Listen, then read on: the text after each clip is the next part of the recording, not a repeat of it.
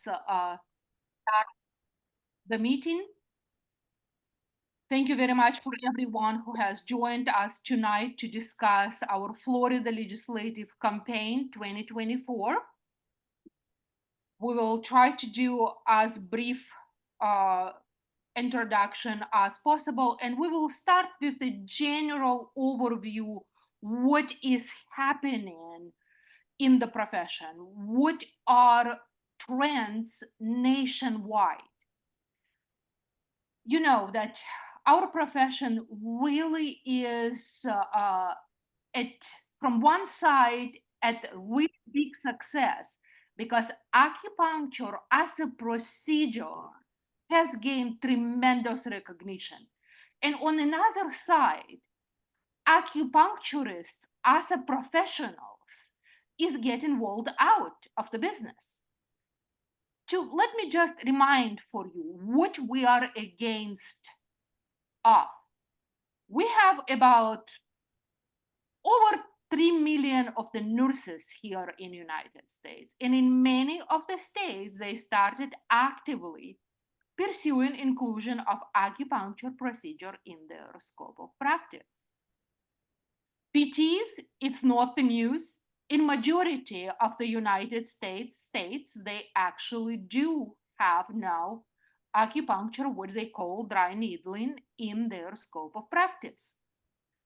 Chiropractors for the longest time have had in their scope of practice acupuncture with significantly lesser amount of hours of education, and now they are pursuing in many states inclusion of dry needling, which they even don't need that much education for whatsoever.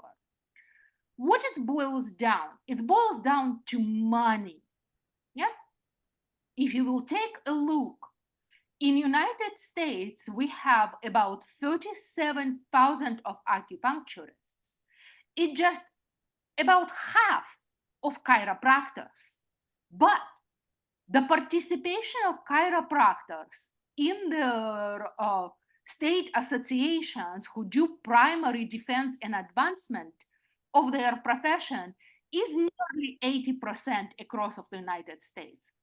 And in our profession, across all of the states, it fluctuates anywhere between 10 and 14%. In the FSOMA, we have about 12% of the Florida acupuncturists, which total we have 2,700. It's a pretty significant force. Just think about it. If every acupuncturist in our profession would contribute just $100 to the defense of the profession, we would easily raise over $3 million. For $3 million, we could buy our designation of Social Security provider. We could defend legislatively our profession, no problem whatsoever. We could employ any company to raise the insurance reimbursement rates. But unfortunately, our profession is very inert. And if we do not unite, if we do not put our force and money into our profession, we're going to get extinct, because 3 million, half of the million, little shy of 100,000 of other professions, and I have not included here MDs or athletic trainers whatsoever, they're going to eat us alive. Remember, I really love the saying of our lobbyists: if we are not at the table, we are on the table. And to get at the table, we need to squeak, we need to conduct our legislation, we need to pay for our legislators sometimes as well. So that is just to begin. We will not be talking today too much about what we need to do nationwide. Let us focus for today on our home state. We physically cannot initiate lawsuit against every profession in every state. But what we can do, we can take control, we can take a lead. One of the most important point in our new legislation, which we propose to update our 457 statutes, practice of acupuncture in the state of Florida, is actually supervision rights. If we have a supervision rights and we have a doctorate degree, we should be that profession which, instead of the physician, should be supervising PTs who are not direct access providers. We should be supervising nurses who are not direct access providers except of nurse practitioners. So we would have a big advantage, especially over PTs. That's the we as FSOMA, and with your demand for future of the profession, have put all of our focus, then we will developing the language. Yes, it's not only about defending ourselves. Sometimes, in order to win, you have to be on offensive side. This new legislation puts us in big advantage. We can lead the changes. So, another reason why we need to define the scope of practice, it's not only to defend an acupuncture physician title, but one of the most important definition is inclusion of evaluation and management. And you know how much recently problems have been with evaluation and management, not being paid, being recouped, and so forth. So with the new statutes, we have it in the statutes. Prescriptive rights. We have now injections as a mandatory requirement for licensure, but we don't have a prescriptive right. So we can inject, but we do have a right to prescribe the injectable.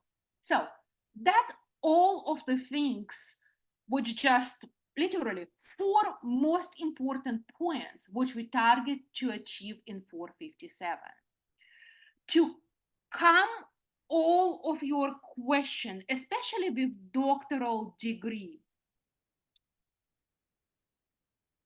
First of all, it will be only, we're proposing somewhere in 2035 or even a little bit later, because our colleges absolutely need time to offer it.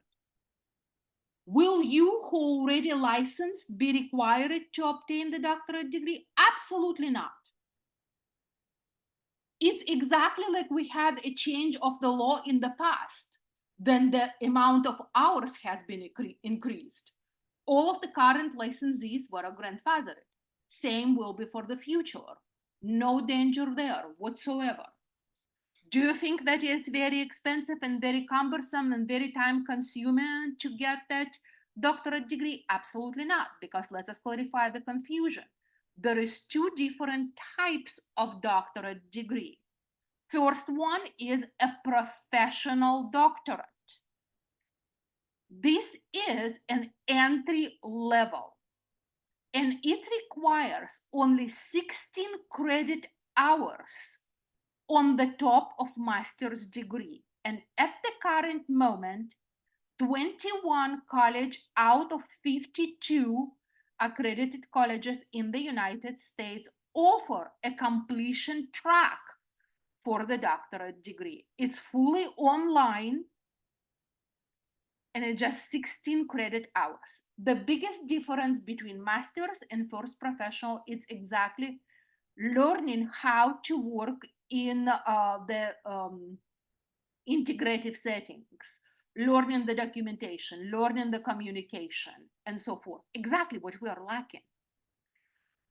The DAOM, this is an advanced clinical practice. This is not the degree which we're talking about whatsoever. Okay, so let us just be very clear on that.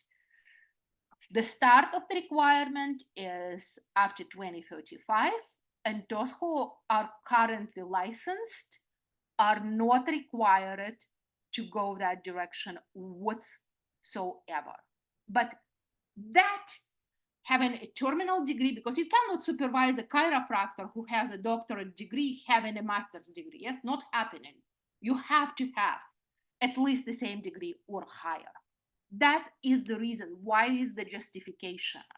If you cannot fight everyone, you have to lead the movement and you have to take an advantage of it. Supervision rights is the answer on that. So that was a very brief introduction of mine and few ways how we need to move forward. How I said is volunteering, is participation, and unfortunately it is money. So Ellen, can you please tell us a little bit how the donation is going on? Because we need you guys.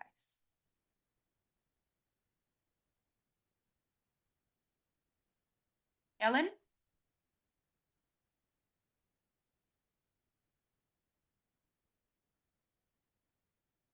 Ellen, you're muted.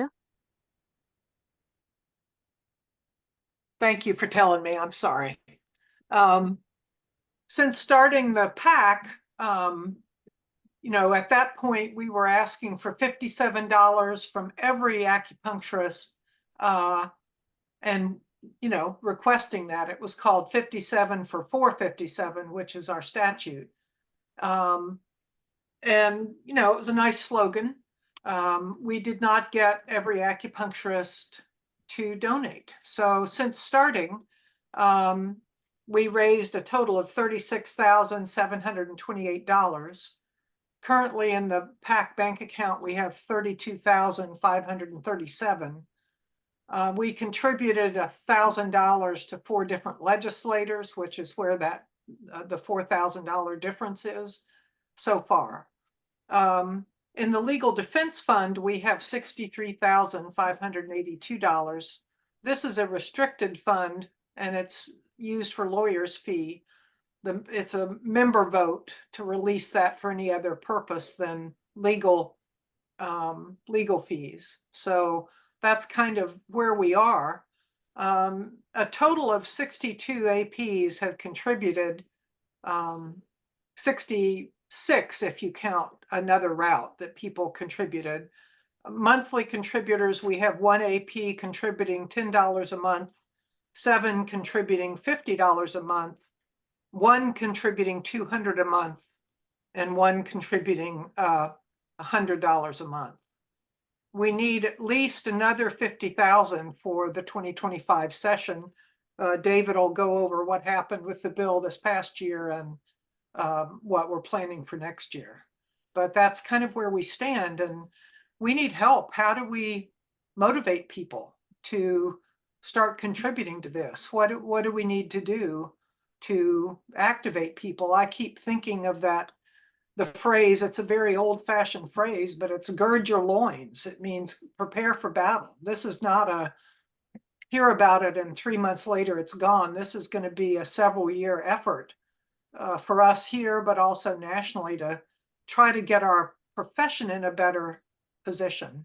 We have so much to offer people, with what we can do for their health and well-being. And we just need to keep on top of this, because what happens if we don't move forward and change and do something different, those of us that have been around a while will retire, and the people coming in won't really be able to make a living, and we'll be gone as a profession. And all these other people will take this little piece of dry needling or whatever and think they're doing acupuncture, and they have no idea, what they're missing, and the public will have no idea how much more they could be helped. So to me, this is vital for our profession. Thank you. Thank you, Ellen. David.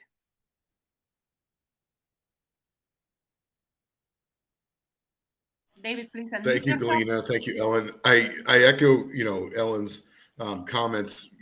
I think she said it well. The question of we're talking to a group of 14 right now. It's a shame it's not I thank everybody for being here, but it's a shame that it's not 140 or 340 or 540. Hopefully they'll hear the message and see this recording in the future. But, last year we had an opportunity to introduce a bill to update Chapter 457 and the same concepts that we're working on regarding the scope of practice, supervision privileges, prescription rights, titling, education, qualifications for licensure. All of these same themes are going to be reintroduced this year. And fortunately, we had a good, several good meetings with legislators. We had a successful committee hearing where in the House our language was adopted unanimously, but it really was just a first small step in the process of actually adopting new language. So we're back at this again in a slightly different place, working with different legislators. But the number one thing that we need, and I'd say they're probably equally valuable. Certainly money is helpful because this is part of the political process, not just in Florida, but across the country, nationwide, is providing campaign support for legislators who support your initiatives is required. And if you're not able to speak with one voice and to present a well-formed plan with contributions to support legislators, you just don't get any traction. And so we need to put all those pieces together. And the budget calls for, Ellen had described earlier, we've got 30,000 or so in the PAC. We could use another 50 this year for a total of 80,000 for campaign contributions. And also to leave us a little bit of a residual, so we have some gas in the tank for anything that's left undone that we need to do next year. So the action plan is certainly giving to the PAC, small amount, monthly donations add up. I see these emails all the time. We have a handful of acupuncturists who are making an incredible effort, but we really need more buy-in from the whole of the profession, because it's just unreasonable to expect all of this gift giving to be vertical. We have thousands of acupuncturists who, if they provided $40, $50, $60 once a year, would be a substantial total amount of money. But we're depending on a fraction of those people giving much more on a regular basis. So first things first is I'd love to see if we need to broaden, expand the base of people who are contributing to the PAC on a regular basis, as well as, any substantial one-time gifts are great. The second most important thing that we're going to do is visiting our local legislators. And this is both on the Senate and state rep side. There's only 160 elected legislators between the House and the Senate, 160. Ellen showed us the graphic. There's 343 members. Forget about acupuncturists, members in FSOMA, which means we have at least 2, maybe 3 to 1 to cover visitation with legislators around the state. Now, we don't have, members in every district and every single zip code, but truth be told, an earnest effort from the membership to just call and make an appointment from May 1st to the end of July. Legislators are in their district offices. You can meet in person with Zoom. It's usually no more than 10 or 15 minutes, whether it's in person or done remotely. And what we want to do is share information about legislation, updating Chapter 457 next year, and answer any questions that the legislators might have. Basically, you're just going to say, hey, look, my name is David. I'm a local acupuncture physician. I've been practicing for 13 years over here in Crystal River. Had an opportunity over the last decade to work with more than 4,000 residents in our community, helping them with chronic back pain, headaches, digestive issues, health issues that respond very well to acupuncture and Eastern medicine. It makes a big impact here in the community, and we're just looking for support to help us update language in our statute. That is it. I just said it. It's recorded. If you just hit record and say again. You're not required to say anything more than that. It's polite to be engaging and maybe ask them where they're from, or ask them if they have any legislative priorities, ask them if there's anything you can do to help them. But it doesn't have to be more complicated than this. We have downloads and handouts on the FSOMA website for information you can leave with the legislators. It's just, 1 or 2 pages. They don't want a whole novel. They just want a reminder. Who are you? What do you want? What do you need? How can I help you? And so the most important thing, getting out, making that personal visit, telling them that you're a small business owner, that you service, healthcare needs in your community, meeting the expectations for thousands of people that live in your area. This is the story of acupuncture. And we need you to tell the story. Getting your patients to come with you on a patient visit, if you have somebody that wants to participate, is a great idea. They're very engaging, and it sort of takes some of the pressure off. Let them tell their story. That, and putting a little bit of money in the till so that we have the resources necessary to support legislators that are going to be key in helping us be victorious in bringing our language up to date. Last thing I have to say is that the last statutory update was in 1999. It's been more than 20 years. The language is antique, and there are aspects of our practice that are not protected in our scope. And if we don't do something fast to fix that problem, we're going to start seeing other practitioners, other providers, or the practice of medicine carving out and naming for themselves some of the things that we take for granted in our scope of practice. I cannot overstate the seriousness of this. It's a nationwide issue, but because our statute has been, unchanged for so long, daily practice in our offices is not really reflected properly in the scope of practice or in Chapter 457. There are, that's a longer discussion. We could talk about the particulars of that, but this is why Galina said it's so important. We want to include evaluation and management. 20 years ago, we didn't have to worry about insurance reimbursement. Today, it's a critical part of a lot of people in practice being able to earn a living. Things like supervision are going to amplify our ability to service our patients, but also fit better into insurance and reimbursement models, both with the VA, with private carriers, with Medicare Advantage and Medicare ultimately. This page here shows you that we have several links on the FSOMA Legislative Campaign's website. This is your how-to kit. This is how to identify your local legislator, your lobbying worksheets, if you want to make some notes about who you're going to see, when you're going to see them, sample letters for legislators as well, and then we have handouts. And the handouts are updated all the time. So if you may see somebody in 2 weeks and then next month we'll have another handout, you can always send that to them by email or drop by again for a second quick visit. I hope that's helpful. And, Ellen and Galina are leading this ship, as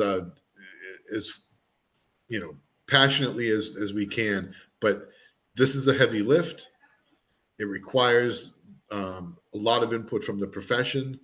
And, if the input, whether it's financial or it's support getting out to see the legislators, if it's not there, then this is just not going to be possible. And some of what Ellen forecasted in terms of challenges to the profession going forward are just an inevitability.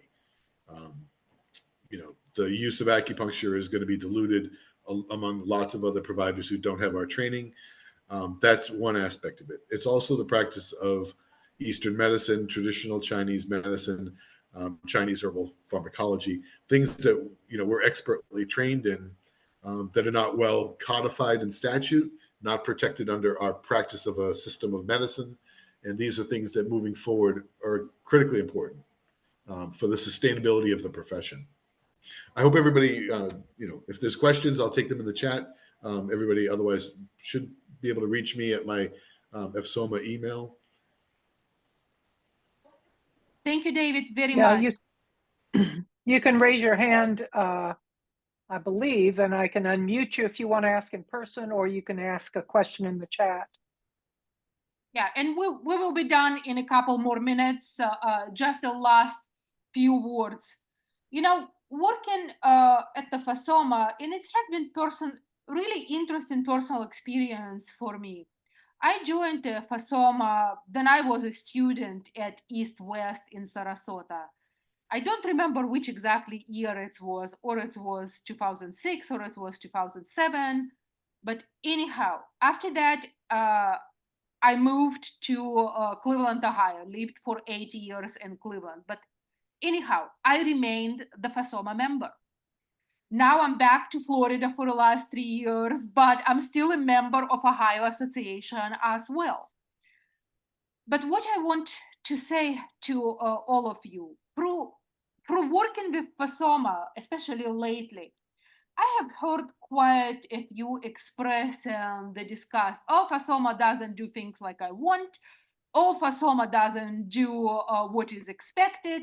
Oh, FSOMA this, FSOMA that. It's why I'm not any longer member of the FSOMA. Ask yourself, is it a correct question?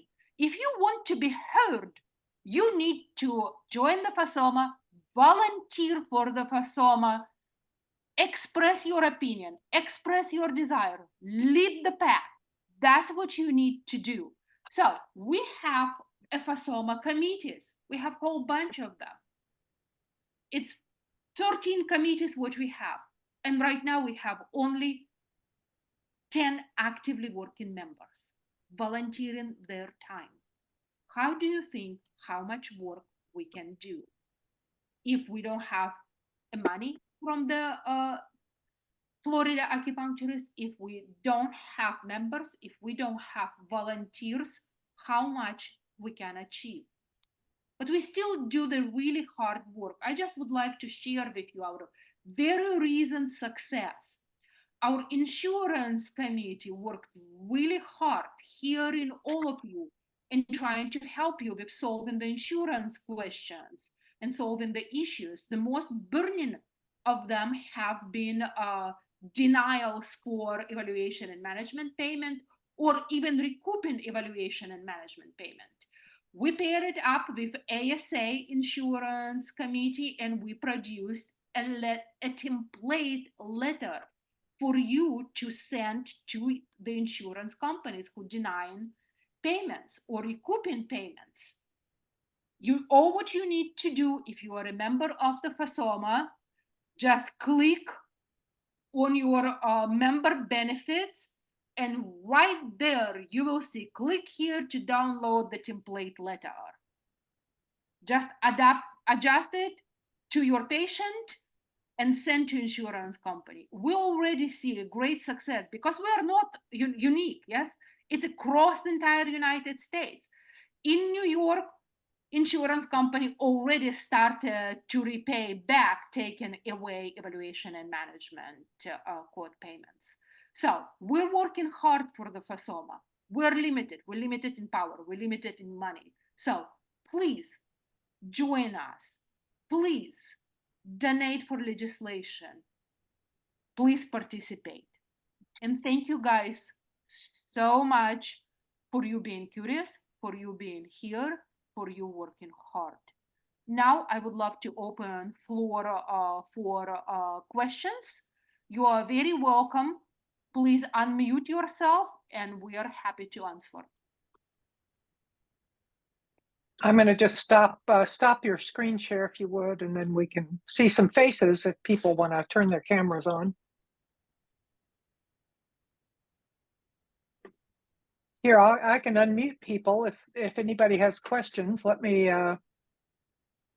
see if I can unmute all. Let's see. Nope, I'll have to go down the list. So I was going to say, this is another example of sort of preaching to the choir. The people that are with us are people that follow us pretty conscientiously. The question is, if there's anybody here that feels like we're missing an effective opportunity for communicating more broadly to the profession. This recording will get shared. People do download and listen to things after the fact. And we will send email reminders to help help them use the legislative tools that Ellen's describing. But so I'm always grateful to have everybody's ear, especially the people that attend live events like this. And it's not doom and gloom. I mean, we have a fair amount of participation. We're very fortunate in Florida to have a large profession compared to smaller numbers of acupuncturists in other states.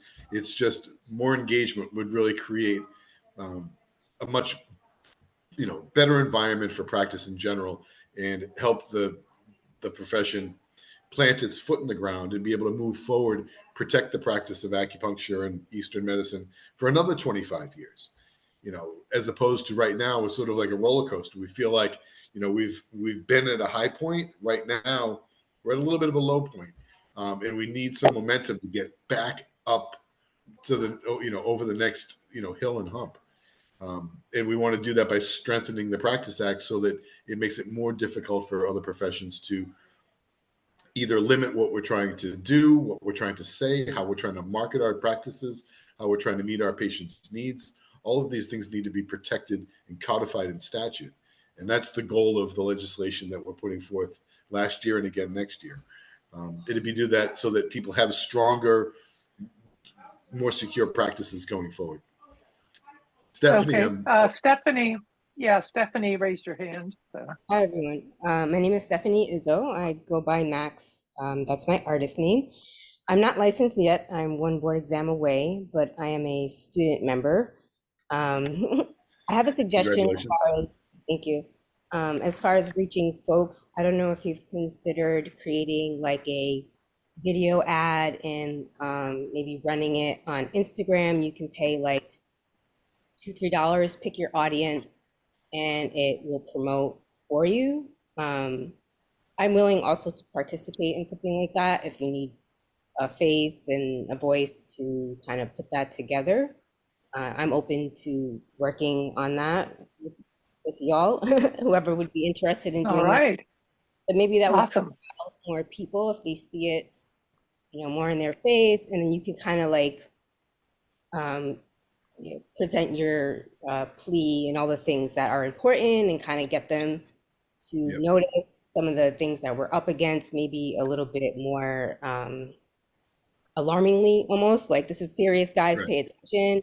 These are the things we're up against, and just kind of push that out to folks on Instagram. I don't know if someone's on TikTok. I love ideas like that, Max. This is Natalia is our communications director, and I'm sure she'd be love to meet, discuss ideas about how do we take that next step, work together, and get something that's got a push notice that's out there, and just start the engagement. Because I think once it gets a little bit of momentum and people understand, like, hey, look, let's pay attention to this, then it'll take on a life of its own. Because it can't be overstated, the importance of it.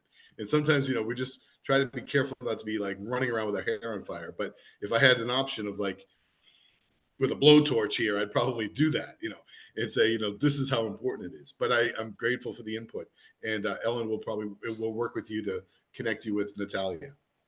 Okay, great. Well, yeah, Natalia's here, so. Yeah, and I heard it. Took a liberty to put Natalia's email in the chat. Max, thank you so much. We absolutely can utilize every single little bit of help. And we're so excited to have young people here. We need the future. You are the future. Thank you. Thank you.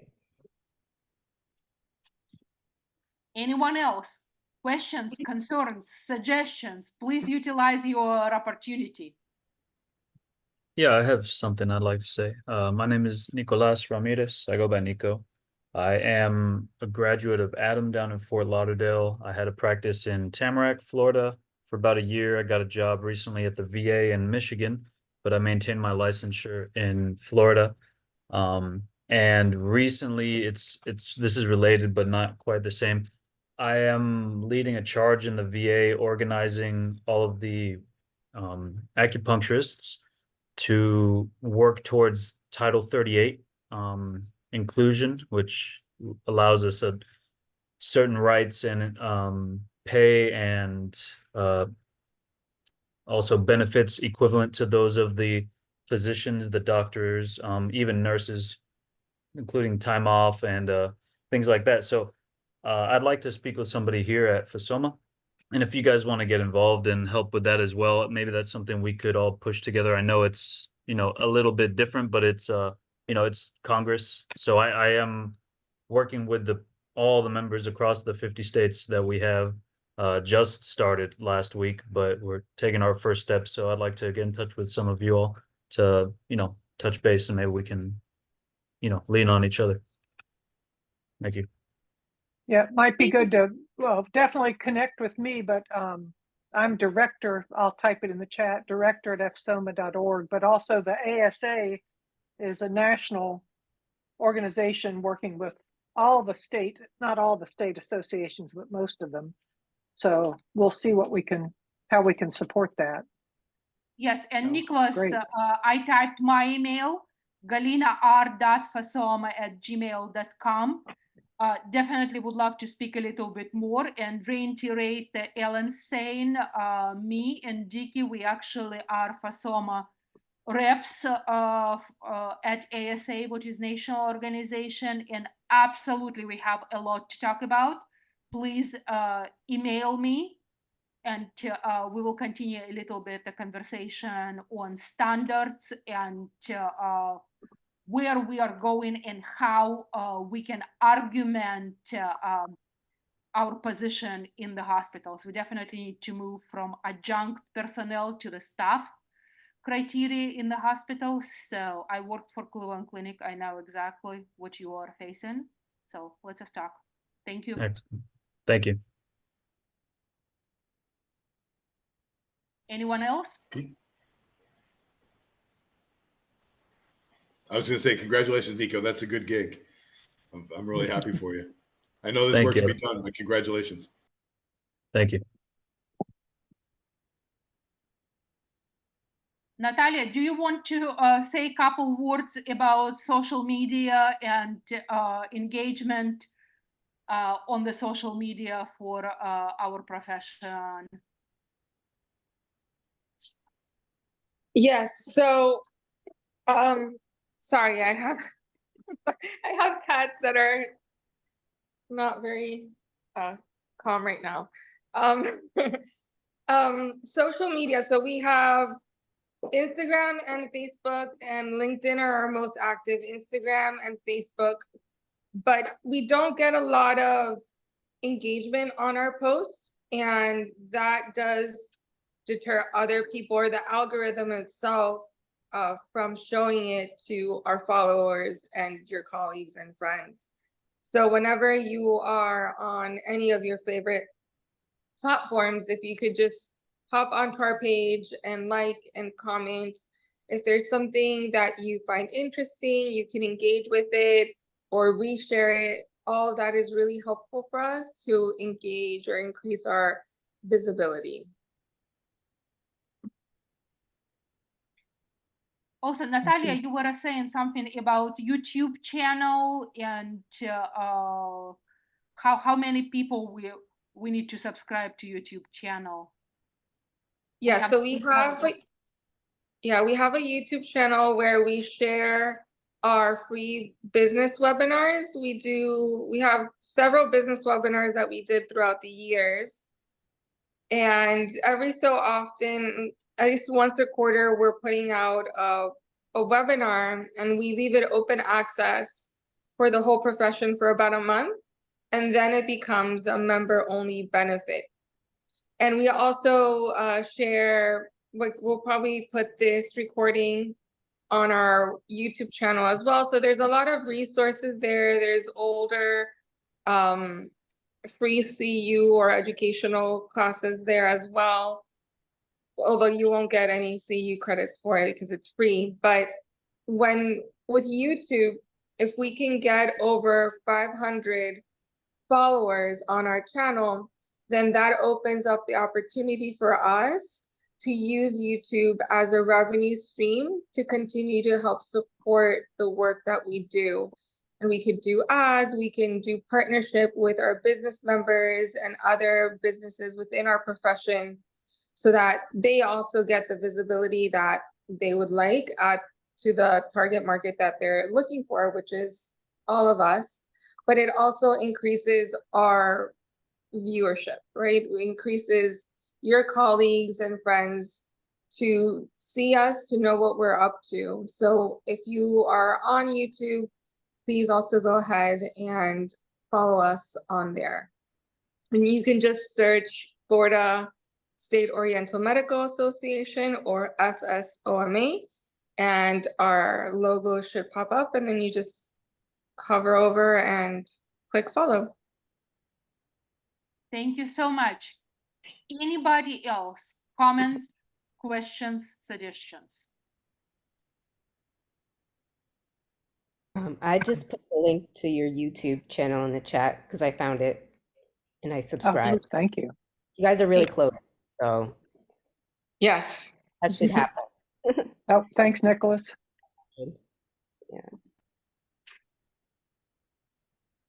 Alrighty, if no more questions or comments, we probably will stop recording now.